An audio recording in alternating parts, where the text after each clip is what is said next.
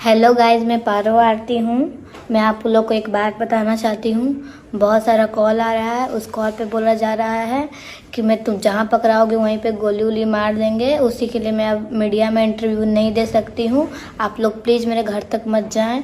और मैं यूपी आ गई हूँ और बस मुझे ये सब चीज़ से अब हटना है, क्योंकि हम जानते हैं कि गुलशन मेरा नहीं हो सकता है। और अब बहुत ज़्यादा जितना मैं हिम्मत दिखा सकती थी उतना मैं हिम्मत दिखा ली हूँ। अब मैं हिम्मत भी नहीं दिखा सकती हूँ, मैं हार चुकी हूँ। और बहुत लोग का कॉल आ रहा है कि जहाँ जाओगी, कहीं भी जाओगी काम करने के लिए, वहीं पे गोली वोली खा जाओगी। वो सब चीज़ से डरते हुए मैं अब चाह रही हूँ मैं ये सब चीज़ से हट जाऊँगी। अगर वो मेरे किस्मत में होगा तो खुद आएगा मेरे पास। मैं कुछ नहीं करूँगी अब।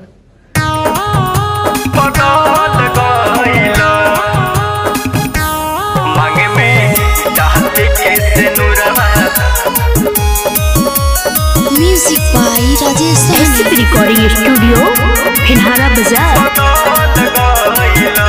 खाके किरिया तू कहला स्टेज पर दौरा दे दिल हमारा करेज पर, हमारा करेज। खाके किरिया तू कहला स्टेज पर दौरा दे दिल हमारा करेज पर। छोड़ के हमरा के तू चल गइला, छोड़ के हमरा के तू चल गइला।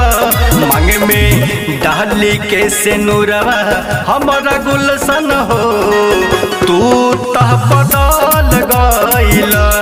मांग में डाल के सिनुरवा हमारा गुलशन हो तू तह बदल गइला, बदल गइला। मांग में डाल के सिनुरवा तू तह बदल गइला। बिना देखले तोहरा के कोटी कैसे रात हो के कर से हाँ सब बोला कह रह बात हो। हमारा गुलशन हो, गुलशन हो। बिना देखले तोहरा के कोटी कैसे रात हो के कर से हाँ सब बोला कह रह बात हो।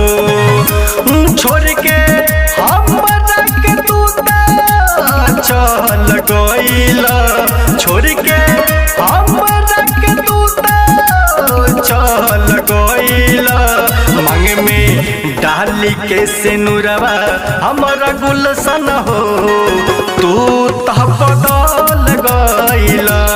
मांग में डाली के सिनुरवा हमारा गुलशन हो तू तह बदल गइला,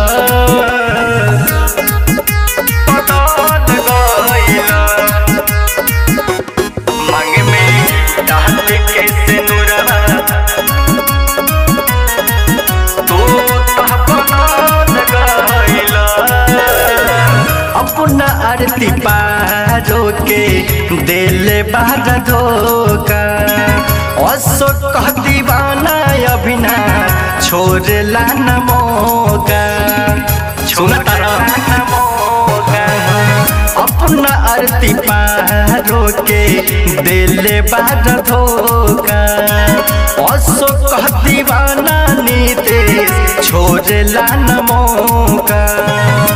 छोड़ के हमरा के तू चल गइला, छोड़ के हमरा के तू चल गइला। मांग में डाली के सिनुरवा हमारा गुलशन हो तू तह बदल गइला।